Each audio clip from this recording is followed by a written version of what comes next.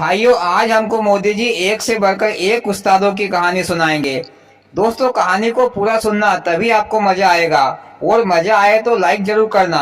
हाँ तो मोदी जी शुरू करो। हाँ तो दोस्तों, एक समय की बात है। एक उस्ताद चौधरी था। उसमें दिमाग बहुत था, यानी कि वह चतुर चालाक था। दिन में जब तक वह दो चार लोगों को उल्लू ना बनाए, तब तक उसे मजा नहीं आता था। एक दिन उस्ताद चौधरी ने सोचा कि क्यों नहीं मैं शहर जाकर शहर के लोगों को उल्लू बनाऊं। फिर उसने शहर जाने की ठान ली।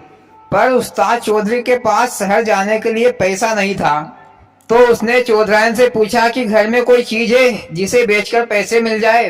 तो चौधरायन ने कहा कि एक सेर घी है, उसे ही बेच दो। चौधरी ने कहा कि एक सेर की क्या जरूरत है, एक पाव में ही काम बन जाएगा। फिर उस्ताद चौधरी ने एक बड़ा सा मटका लिया और उसको मिट्टी से भर लिया और उसके ऊपर एक पाव घी रख लिया, ताकि देखने वालों को ये लगे कि मटका घी से भरा हुआ है। फिर उस्ताद चौधरी मटके को लेकर शहर के लिए निकल पड़ा। शहर में वह सड़कों पर घूम रहा था। तभी उसकी नजर एक बनिए की दुकान पर गई।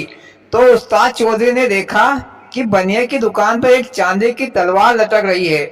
वो तलवार उस्ताद चौधरी के मन को भा गई। उससे रहा नहीं गया और वह बनिए की दुकान पर जा पहुंचा। बनिए से पूछा कि सेठ जी, ये चांदी की तलवार कितने की है? तो सेठ जी ने कहा कि ये तो बहुत महंगी है, पर तुमको बताओ, तुमको कितने तक पूरेगी? तो उस्ताद चौधरी ने कहा कि सेठ जी, मेरे पास पैसे मैसे तो नहीं है, पर यह देसी घी से भरा हुआ मटका है। इतने में अगर सौदा जमता है तो मुझे ये तलवार दे दो और सारा घी तुम रख लो। सेठ जी को देसी घी की खुशबू आई तो मजा आ गया सेठ जी को। तो सेठ जी ने कहा कि भैया, ये तलवार तो शुद्ध चांदी की है। तलवार तो काफी महंगी है, पर तुमको एक मटके घी में ही दे देता हूँ।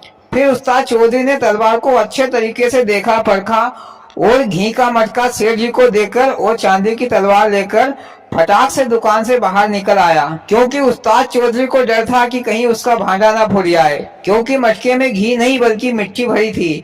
घी तो ऊपर ही था थोड़ा सा। इधर फिर उस्ताद चौधरी सड़कों पर घूमने लगा।